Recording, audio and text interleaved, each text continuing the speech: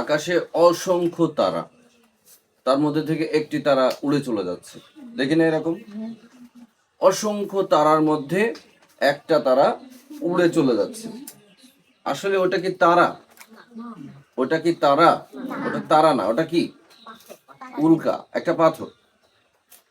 এখন প্রশ্ন হলো, যখন ওটা উড়ে চলে যাচ্ছে, উঠছে, তখন সেটা তারার মতো জ্বলছে কেন? আকাশে অসংখ্য তারার মধ্যে মাঝে মাঝে আমরা দেখি যে একটা তারা এরকম উড়ে চলে যাচ্ছে, কিন্তু ওটা তারাও নয়, অথচ তারা মনে করি আমরা। এমনকি আমরা ওটার দিকে তাকিয়ে কিছু একটা মান্যত করি যে পূরণ হয়ে যাবে। যাই হোক, ওটা মোটেও তারা নয়। তাহলে ওটা কি?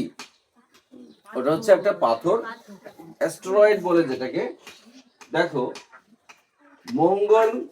মঙ্গল গ্রহ এবং বৃহস্পতির মাঝামাঝি একটা জায়গা, এই জায়গার মধ্যে এই অ্যাস্টেরয়েড পাথরগুলো সব সময় তাদের নিজস্ব কক্ষপথে যাওয়া আসা করে। মাঝে মাঝে এরা নিজেদের মধ্যে ঘর্ষণ হয়, নিজেদের মধ্যে ধাক্কা হয়। এই ধাক্কার কারণে এরা এদের গতিপথ ভুলে গিয়ে মঙ্গল গ্রহের দিকে আসে এবং মঙ্গল গ্রহ তাদেরকে টেনে নেয়। আর একটা কথা বলে রাখি, বৃহস্পতিতে কিন্তু সব সময় ভীষণ প্রচন্ড গতিতে ঘূর্ণিঝড় থাকে।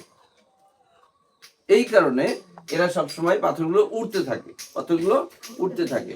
এখন যখন একটা ট্রেন জোরে চলছে, ট্রেনের বাইরে কি মাথা রাখলে কেমন লাগে? ট্রেনের বাইরে মাথা রাখলে কেমন লাগে? মনে হয় না মাথা ছিঁড়ে গেল? আচ্ছা, বুলেট ট্রেনের কথা চিন্তা করো। যে সমস্ত বুলেট ট্রেন উঠছে, যেরকম চলছে একটা বুলেট ট্রেনে কখনো কি দেখেছো যে জানালা থাকতে? বুলেট ট্রেনে জানালা এই জন্য থাকে না, জানালা থাকলে মাথা যে বের করার সাথে সাথে কেটে পড়ে যাবে, এত গতি। দেখো, তাহলে আমরা যেটাকে তারা মনে করে থাকি সেটি আসলে তারা নয়, একটা অ্যাস্টেরয়েড পাথর। এবং সেটা যখন পৃথিবীতে আসতে থাকে, প্রতিদিন কিন্তু পৃথিবীতে আসছে, এই মুহূর্তে আমরা যখন দাঁড়িয়ে আছি, এই মুহূর্তে কোনো না কোনো একটি পাথর পৃথিবীর দিকে আসছে। তো এই পাথরগুলোকে বলে অ্যাস্টেরয়েড। এবং এটাকে এই বাতাসের গতিতে থাকতে আগুন ধরে যায়। আগুন যখন ধরে যায় তখন সেটা জ্বলতে থাকে, তখন সেটাকে আমরা তারার মতোই ফিল করি। যাই হোক, তো এই যে অ্যাস্টেরয়েড নামক পাথরগুলো যখন মঙ্গল গ্রহের দিকে আসে, মঙ্গল গ্রহ তো নিজেরও তো একটা গতি আছে, মঙ্গল গ্রহে নিজের একটা গতি আছে না? তো মঙ্গল গ্রহ যখন বৃহস্পতি এবং মঙ্গল গ্রহের মাঝামাঝি অবস্থানে থাকা যে অ্যাস্টেরয়েড গুলো, অর্থাৎ পাথরগুলো যখন আসার সময় ঘর্ষণ বলের ফলে তাতে আগুন ধরে যাচ্ছে। এবং মঙ্গল গ্রহ যেহেতু গতিশীল, মঙ্গল গ্রহ তখন আর এখানে থাকছে না। একটা পাথর আস্তে আস্তে মঙ্গল গ্রহ ধরে সরে গিয়ে এখানে চলে গেল, তখন পাথরটা কোথায় আসবে? সরাসরি কোথায়? পৃথিবীতে আসবে। পৃথিবীতে যখন আসবে তখন কি হবে? বৃষ্টি, হাইড্রোজেন বোমা পড়লে যেমন ক্ষতি হবে, ওই রকম ক্ষতি হবে যদি একটি এই উল্কা পিণ্ড এখানে পড়ে। আচ্ছা, এবার আসো, যখন পাথরগুলো জ্বলতে জ্বলতে আসে তখন এরকম রূপ ধারণ করে।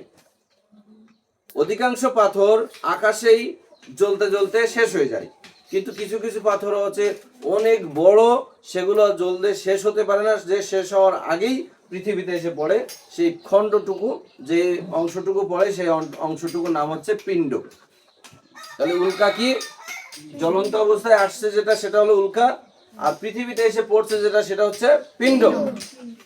এখন এই উল্কাপিণ্ড 6 কোটি বছর আগে একবার পৃথিবীতে পড়েছিল, তার নাম হলো ভুলক্রমে মঙ্গল গ্রহ। সবসময় উল্কা কিন্তু সবসময় আসছে, কিন্তু মঙ্গল গ্রহ তার মধ্যে সেটা টেনে নিচ্ছে। কেমন? মঙ্গল গ্রহ কিন্তু একটা লাল গ্রহ, লাল, এর রং কিন্তু লাল।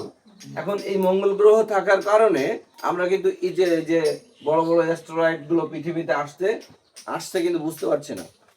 আসার সময় তারা পৃথিবীতে জ্বলে ভস্ম হয়ে যাচ্ছে। আর যে সমস্ত অ্যাস্টেরয়েড গুলো অনেক বড়, সেগুলো পৃথিবীতে আসার আগেই মানে জ্বলে জ্বলে নষ্ট হওয়ার আগেই, ভ্যানিশ হওয়ার আগেই পৃথিবীতে এসে পৌঁছাচ্ছে। কেন? মঙ্গল গ্রহ তো গতিশীল, মঙ্গল গ্রহ তো একটু সাইডে সরে যাচ্ছে বা এই সাইডে সরে যাচ্ছে, তাই না? তখন মঙ্গল গ্রহ ওইটাকে আর ধরতে পারছে না, তখন সেটা আসছে কোথায়? পৃথিবীতে। 6 কোটি বছর আগে ইজিপ্টা নামক একটা পাথর এসেছিল, উল্কা এসেছিল, যার আকাশপথে আকাশে জ্বলে শেষ হতে পারে নাই, শেষ পর্যন্ত পৃথিবীতে এসে পড়েছিল এবং মেক্সিকোর একটা জায়গাতে পড়েছিল। যেখানে পড়েছিল সেখানে তখন সেই আমলে ডাইনোসরের বসবাস ছিল। ওই উল্কাপিণ্ডের পড়ার কারণেই কিন্তু ডাইনোসর মারা যায় এবং এই পৃথিবী মানুষের বসবাসযোগ্য হয়, না হলে মানুষ পৃথিবীতে বসবাস করতে পারতো না। এবার আসো, তাহলে জ্বলন্ত অবস্থায় আসে যেটা আমরা আসতে দেখি, ওটা কি? উল্কা। আর যদি কোনো উল্কা আকাশে ভ্যানিশ হয়ে যায়, প্রতিদিন উল্কা আসতেই থাকে, কিন্তু যদি কোনো উল্কা জ্বলন্ত অবস্থায় ভ্যানিশ না হয়ে তার কোনো একটা উচ্ছিষ্ট অংশ পৃথিবীতে এসে পড়ে, সেটাকে আমরা বলবো পিণ্ড। এই গেল উল্কা পিণ্ড, ঠিক আছে? এই হলো উল্কার পিণ্ড। এখন আমরা একটু আরেকটা কথা আছে, পৃথিবীর বায়ুমণ্ডলের চারপাশে একটা সুরক্ষা কবচ আছে। পৃথিবীর বায়ুমণ্ডলের চারপাশে একটি সুরক্ষা কবচ আছে বাতাসের মতো। পৃথিবীর বায়ুমণ্ডলের চারপাশে, এটা পৃথিবী, এটাকে মানুষ বসবাস করে, আর কোথাও কিন্তু মানুষ বসবাস করে না। আর পৃথিবী থেকে মঙ্গল গ্রহ সবচেয়ে কাছে, পৃথিবী থেকে মঙ্গল গ্রহ সবচেয়ে কাছে। আরেকটা দেখো, চাঁদ। মঙ্গল গ্রহ এবং পৃথিবীর মাঝামাঝি আরেকটা মিস্টার চাঁদ আছে এখানে। তাহলে সূর্যের থেকে, এদিকে খেয়াল করো, তুমি সূর্যের সবচেয়ে কাছে যিনি আছেন তার নাম কি? বলো, তুমি বলো, উঠে দাঁড়াও। সূর্যের সবচেয়ে যিনি কাছে আছেন তার নাম কি? বুধ। সূর্যের সবচেয়ে কাছে যিনি আছেন তার নাম কি? বুধ। বুধে কত দিনে 1 বছর? 28 দিনে 1 বছর। আর আমাদের পৃথিবীতে কত দিনে 1 বছর? আচ্ছা, সূর্য থেকে আরো একটু দূরে কি আছে? শুক্র। শুক্রতে কত দিনে 1 বছর? 225 দিনে 1 বছর। আচ্ছা, সূর্য থেকে বুধের দূরত্ব কত? 5.8 কোটি কিলোমিটার। কোটি, নট লক্ষ। 5.8 কোটি কিলোমিটার। সূর্য থেকে শুক্রর দূরত্ব কত? 10.8 কোটি কিলোমিটার। সূর্য থেকে পৃথিবীর দূরত্ব 15 কোটি কিলোমিটার। সূর্য থেকে মঙ্গল গ্রহের দূরত্ব কত? 22.8 কোটি কিলোমিটার। সূর্য থেকে বৃহস্পতির দূরত্ব কত? 77.8 কোটি কিলোমিটার। আর সূর্য থেকে শনির দূরত্ব কত? 143 কোটি কিলোমিটার। আরো আছে, কিন্তু আমি জায়গার স্বল্পতার কারণে লিখতে পারি নাই। এবার দেখো, বুধ যে এই যে বুধ, সূর্যের সবচেয়ে কাছের যে গ্রহটা বুধ, এতে কত দিনে 1 বছর? 88 দিন। এতে কত দিনে 1 বছর? পৃথিবীতে কত দিনে 1 বছর? 365 দিন 48 মিনিটে হচ্ছে 1 বছর। আচ্ছা, ইয়ে করো। এবার একটা জিনিস দেখো, তার মধ্যে মঙ্গল গ্রহে হচ্ছে তোমার কি বলে 687 দিনে 1 বছর।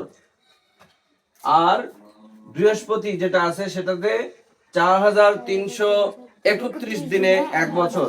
আর ওটাতে হলো 29.5 বছরে 1 বছর।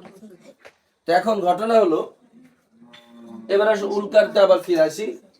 একটি জ্বলন্ত উল্কা যখন পৃথিবীর দিকে ধেয়ে আসে, তখন পৃথিবীর চারপাশে একটা সুরক্ষা কবচ থাকে। সুরক্ষা কবচ, বুঝলো? সুরক্ষা কবচ থাকে পৃথিবীর চারপাশে, একটি সুরক্ষা কবচ থাকে। মানে সবসময় একটা বায়ুমণ্ডলের স্তর যেটাকে বলে সুরক্ষা কবচ, এটা সবসময় উপরের দিকে ঠেলছে। এখন একটা জিনিসকে উপরের দিকে ঠেলছে আর ওদিক থেকেও বৃহস্পতি ঠেলছে, তাহলে সে একটা চাপের মধ্যে আছে না? এই দুই চাপের মধ্যে তাতে আগুন ধরে যায়, এবং সেই আগুন সাধারণ আগুনের মতো না, সেটা হলো ভয়াবহ আগুন।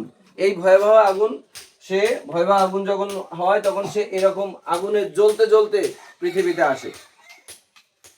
পৃথিবীতে পড়ে। তো পৃথিবীতে পড়ার আগেই আল্লাহ সৃষ্টিত অসম্ভব সুন্দর, পৃথিবীতে পড়ার আগেই সে কি হয়, ভ্যানিশ হয়ে যায়। বাই চান্স যদি কোনো উল্কা, এই যে অ্যাস্টেরয়েড পাথর পৃথিবীতে আসার আগে ওই অগ্নিকাণ্ডে দগ্ধ হয়ে শেষ না হয়ে চলে আসে, সেইটাকে আমরা বলি পিণ্ড। তাহলে উল্কা আলাদা, পিণ্ড আলাদা। যেমন 2017 সালে একটা 2017 সালে একবার এরকম হয়েছিল।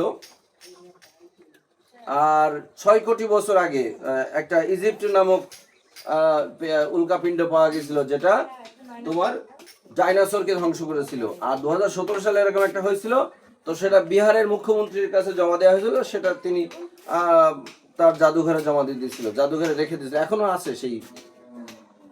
আছে সেই ইয়েটা, তোমার উল্কাপিণ্ডের সেই একটা দণ্ড, সেই দণ্ডটা আছে। আর এই দণ্ডর যে ছোট ছোট দেখতেছো, এটা কি ছোট? এটা ছোট না, এটা অনেক বড়। তুমি চিন্তাও করতে পারবে না কত বড়।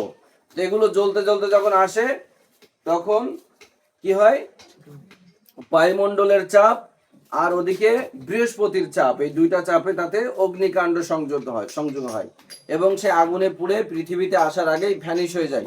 মাঝে মাঝে দুই একটা উল্কার সাইজ এত বড় হয়ে যায় যে সে পৃথিবীতে ভ্যানিশ হওয়ার আগেই পৃথিবীতে এসে পড়ে যায়।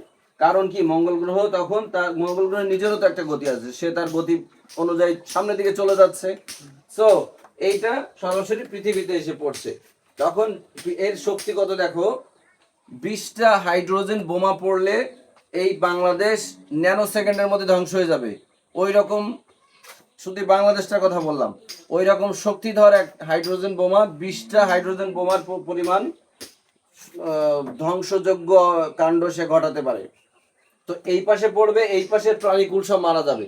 6 কোটি বছর আগে যখন ইজিপ্টা নামক একটি উল্কাপিণ্ড পড়েছিল, এই যে স্টেরয়েড গুলো, তখন পৃথিবীতে কোনো প্রাণী ছিল না, ছোট ছোট প্রাণীগুলো বেঁচে ছিল, কারণ ওদের তো ভূমিকম্পে কিছু করতে পারে না। আসো আরেকবার রিভাইজ দাও। সূর্য থেকে সবচেয়ে কাছের গ্রহ কি? কতদিনে এক বছর? 88 দিনে। সূর্য থেকে তার দূরত্ব কত?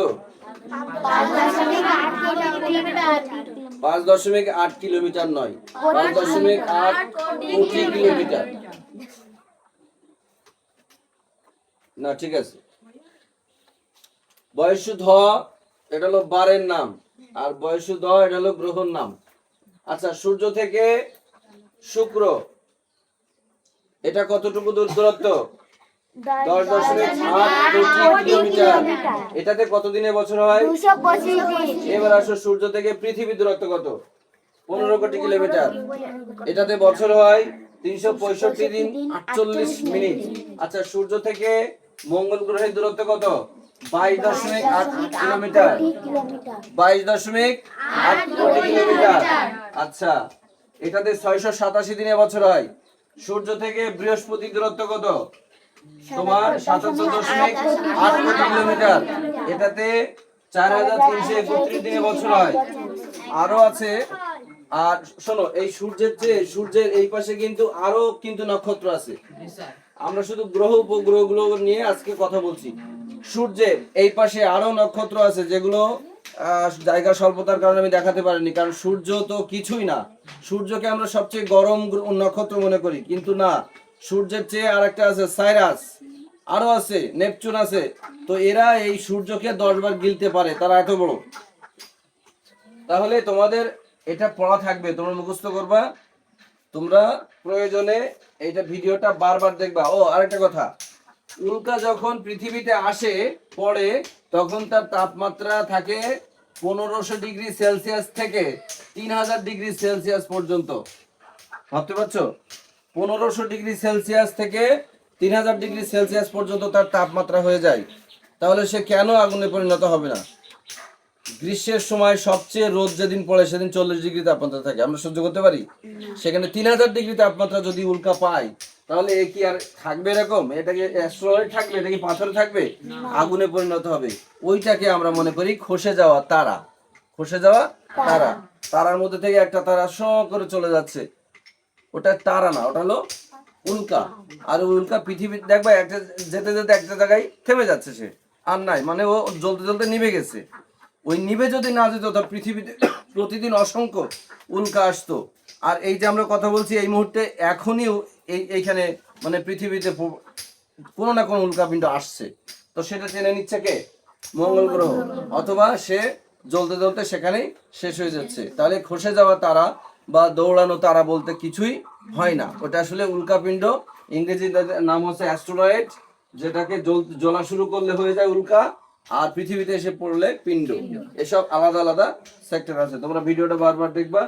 আমি এখান থেকে তোমাদের প্রশ্ন নেব।